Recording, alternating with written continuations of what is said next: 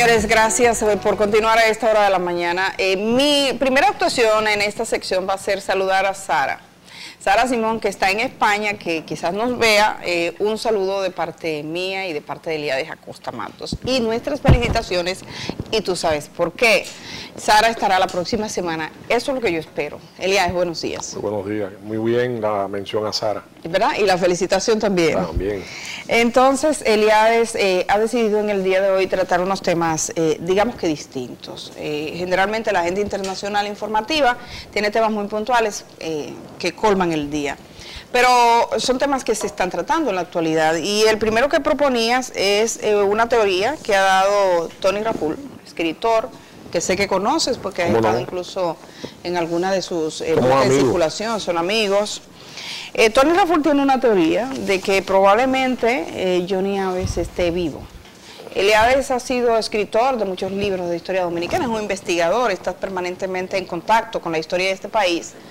Y entonces, bueno, ¿hasta qué punto crees que eso es factible, es viable? ¿Existe alguna duda, una idea?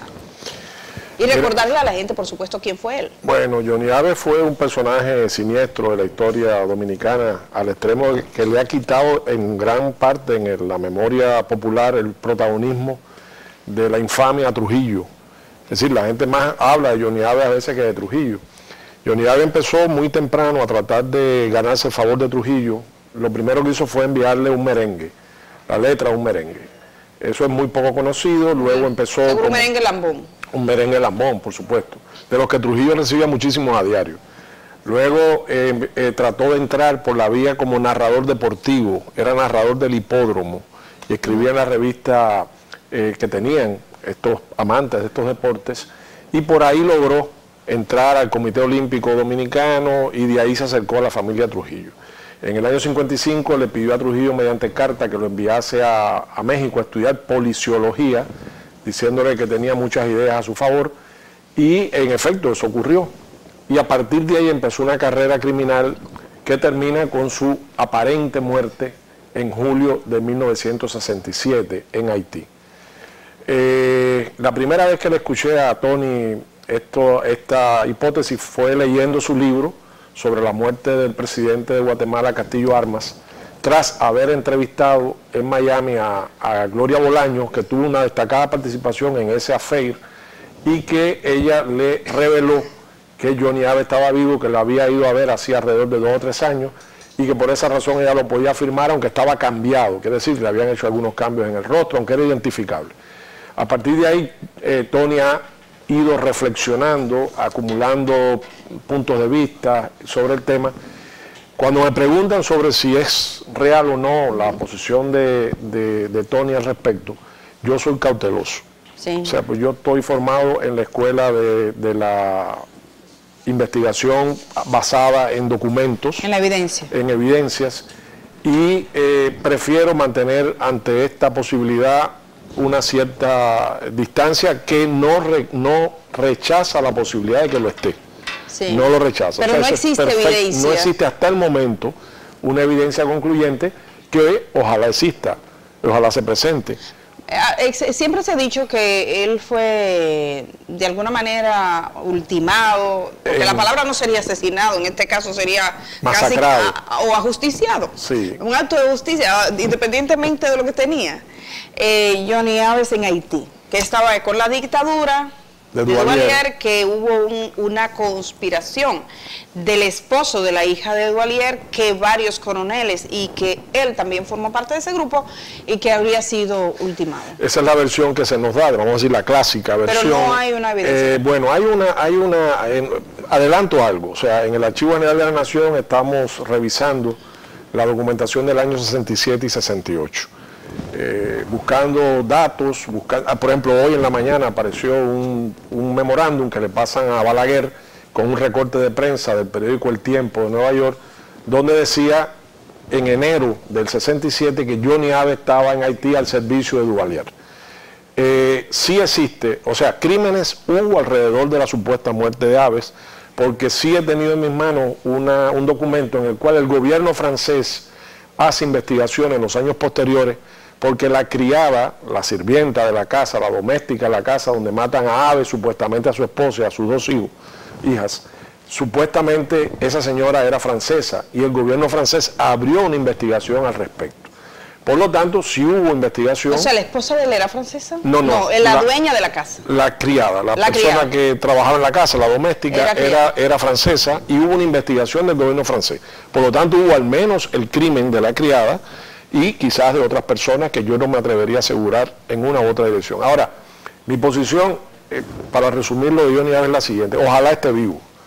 Ojalá esté vivo, porque este país necesita hacer una justicia con los crímenes del Trujillato que nunca se hizo, y además porque esos crímenes de lesa humanidad como los de Johnny Aves no prescriben en las leyes internacionales. Por lo tanto, quizás este país tenga la oportunidad de tener ese momento que debió tenerlo hace 60 años. Aquí generalmente a los que participaron en los peores asesinatos, ninguno fue llevado a la justicia. Víctor Alicino Peña Rivera, uno encuentra un libro de él aquí en ciertas farmacias. Hubo los pequeños casos de muy, digamos, personas de bajo nivel o de mediana nivel en la jerarquía trujillista que fueron llevados por el Consejo de Estado, fundamentalmente en ese sentido, ante juicio. Las condenas fueron leves, al cabo de un tiempo estuvieron en la calle, no hubo una verdadera justicia. Cuando Bosch asume el poder, pide, y ese memorándum lo he visto, lo he leído, pide un resumen al Procurador General de las causas de los principales trujillistas que están pendientes para darle un seguimiento en su gobierno, pero recordemos que su gobierno duró apenas 7 meses. Vamos a ver unas imágenes, y pasando de Johnny Aves, que bueno, que si estuviese, lo encontrasen y que sirviesen para algo, ¿no? Claro que sí. No como una estatua de la impunidad. Así es. Vamos a ver el video número 7 del periódico La Vanguardia de España, que contaba una historia que ocurría en Los Ángeles en los siguientes términos.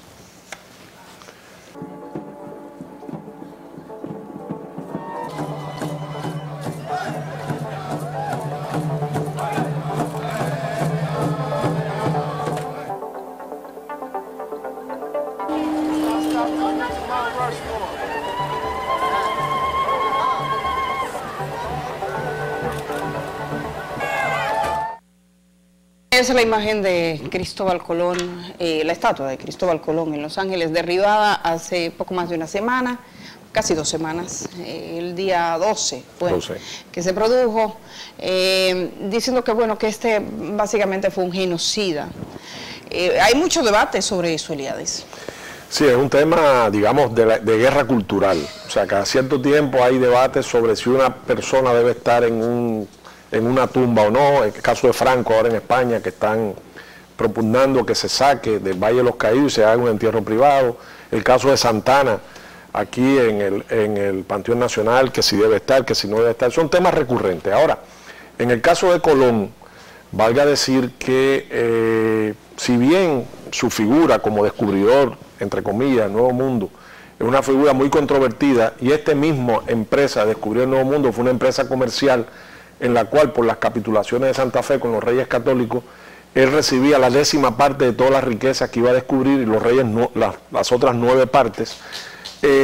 Lo que sí no hay duda ninguna fue del exterminio que se produjo en las Américas de los aborígenes, los primeros pobladores, a partir de la llegada de los europeos. Sobre todo expoliados por el afán de riqueza y del oro especialmente, y también de la plata, en el caso ya de América continental. Se habla de un exterminio de alrededor de 80 millones de personas, en diferentes momentos y durante varios siglos. Hace poco tuve la suerte en INTEC de presentar este libro, que está compilado por 2 arqueólogos que trabajan en INTEC y publicado también por la Fundación García Arévalo, en el cual se demuestra que la desaparición de los indios no fue fulminante. Quiere decir que hubo una resistencia, incluyendo el mestizaje, que les permitió prolongarse en el tiempo mucho más de lo que pensábamos.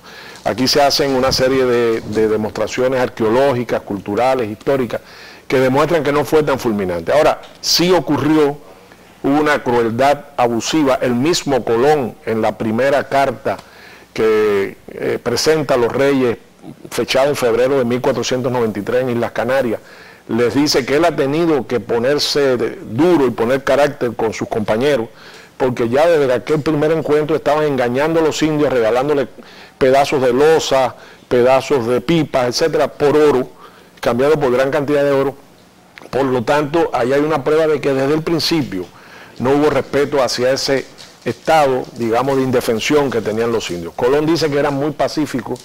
De hecho, él lleva por la fuerza, y es el primero que abre en eso un parangón, 6, vamos a llamarle indios, para presentarlo en marzo de 1493 en Barcelona a los reyes católicos, como muestra de las poblaciones que él había descubierto. Y habla de esclavitud. Él habla en la primera carta a los reyes, él dice, esclavizaré a los paganos, a aquellos idólatras que no acepten nuestro mandato. Por lo tanto, creo que la figura es controvertida, comenzó con él un proceso que ya sabemos las consecuencias, no es peor que algunos presidentes norteamericanos que siguen en su pedestal, como Ulises Grant, durante la conquista del oeste.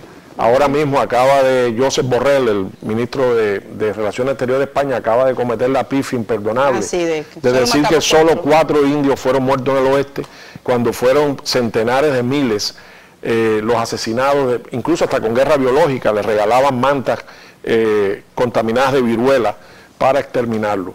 Por lo tanto, creo que es un debate que se abre, a veces se usa un poco populistamente esas acciones y no dignifican al final a las víctimas y a sus descendientes, pero como quiera que sea, es bueno que se discuta sobre esos temas en nuestras sociedades. Yo recuerdo la frase de Eduardo Galeano esa que dice, nos dijeron, cierren los ojos y recen. Ajá. Cerramos los ojos, rezamos. Cuando abrimos los ojos, nosotros teníamos la Biblia y ellos tenían la tierra. Y el oro. Tenían el oro y la tierra. Así es. Vamos entonces con otro tema. Van a presentar a un personaje que quizá mucha gente no conoce en este país.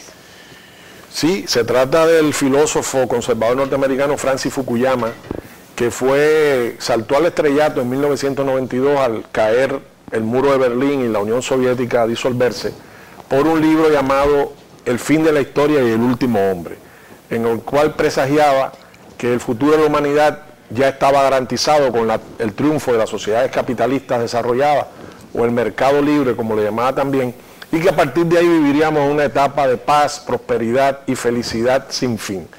Al cabo de unos años no ha habido tal paz, han habido guerras terribles como la guerra de Irak o de Afganistán, solo la de Irak va por más de 1 millón de muertos, ha habido países enteros destruidos como Libia o Siria, hemos visto hambre, hemos visto exclusión, hemos visto explotación. Por lo tanto, los vaticinios de Fukuyama no se cumplieron. Lo interesante en este caso, que este hombre, que era un intelectual orgánico del movimiento neoconservador norteamericano, acaba de dar en el mes de noviembre unas declaraciones a la revista New Statesman, en la cual dice que el socialismo debe volver y que Carlos Marx tuvo razón. Y se fundamenta, y es muy interesante que esa persona lo diga, rectificando aquella posición del 92, diciendo que la revolución conservadora de Ronald Reagan y Margaret Thatcher, lo único que hizo fue quitarle poder al Estado, dejar a las corporaciones con todo su poderío económico sin ningún tipo de restricción, acabar con los sindicatos, acabar con las demandas obreras, destruir la distribución de riqueza a los menos favorecidos, y que todo eso ha creado una sociedad tan injusta, tan inhumana y tan desigual que en algún momento estallará definitivamente. Lo interesante de este caso es que lo reconoce el propio Fukuyama, que para algunos fue el teórico del triunfalismo transitorio y efímero que tuvo el capitalismo al ver caer la experiencia del socialismo europeo. Si hubiese alguien que le interese el artículo completo, sí, puede encontrarlo. En internet se encuentra en inglés y se encuentran comentarios al artículo de Fukuyama. Entonces, bueno, hay un último tema que planteabas, que es el costo del terrorismo. De hecho, recientemente aparecían unas nuevas imágenes, y quiero ilustrar con esas imágenes que tenemos, que son la del número 10, que son nuevas con las Torres Gemelas. Yo creo que no sé, me dirás, pero para muchos ese fue el punto de inflexión que comenzó la lucha contra el terrorismo. El 11 de septiembre del 2001. El 11 de septiembre del 2001. Vamos, digamos, de alguna manera habías contabilizado por dónde andamos. Sí, mira, acaba de salir un informe de una ONG, vamos a decir, una institución de investigación norteamericana radicada en Nueva York, que se llama The Southern Center, que se llama El costo de la guerra. Es un informe muy detallado sobre cuánto le ha costado a los Estados Unidos, al gobierno norteamericano, esa guerra sin fin contra el terrorismo que empezó precisamente con el 11 de septiembre del 2001. Entonces, cuando uno ve los datos, uno se asombra. Y no solamente se asombra, se espanta, porque estamos hablando de que desde el inicio de la guerra contra el terrorismo, los Estados Unidos solo en las guerras de Afganistán, Irak y ahora Siria, ha gastado aproximadamente 1,5 trillones de dólares. O sea, para que se entienda lo que es un trillón en el lenguaje anglosajón o en el inglés, que no es igual el concepto para los hispanohablantes, un trillón es miles de millones de dólares. O sea, 3 veces miles de millones de dólares. Estamos hablando de 1,5. Sin embargo, la investigación del Southern Center dice que no es 1,5. Está hablando de 5,9 trillones de dólares el costo de la lucha contra el terrorismo en países donde la guerra continúa. Estados Unidos está hoy asesorando la lucha antiterrorista en 76 países del mundo, mientras la infraestructura, mientras la seguridad social, mientras la educación norteamericana se resiente y necesita de esas inversiones. Solamente la atención a los veteranos que vienen con muchos traumas de la guerra ha costado hasta el momento 353 mil millones de dólares. Entonces saquemos cuenta y digamos que quién ha sido el ganador de esta guerra contra el terrorismo: el complejo militar industrial y la industria armamentista. Ni el pueblo norteamericano ni el resto de los pueblos del mundo. Bueno, pues muchas gracias, Eliades. Eliades Acosta Matos, lo encuentran en tu cuenta en Twitter, ahí lo encuentran como @eiacosta. eiacosta. Acosta, ahí encuentran a Eliades. Por supuesto que el contenido de esta entrevista y lo demás lo tenemos acá. Cuando nos encontremos de nuevo ya vamos a estar con Sara con temas de actualidad, pero es muy importante conversar sobre estas cosas con Eliades. Vamos a ir a la pausa. Cuando regrese de la pausa vamos a estar hablando con Juana Tinkers. Juana es una mujer que trabajó muchísimo aquí en comunidades de Yamasá, aparte de su experiencia y del trabajo que ha realizado, lo cuenta en un libro. Queremos inspirar a la gente a que compre este libro y conozca sus experiencias. Con ella estaremos tras la vuelta.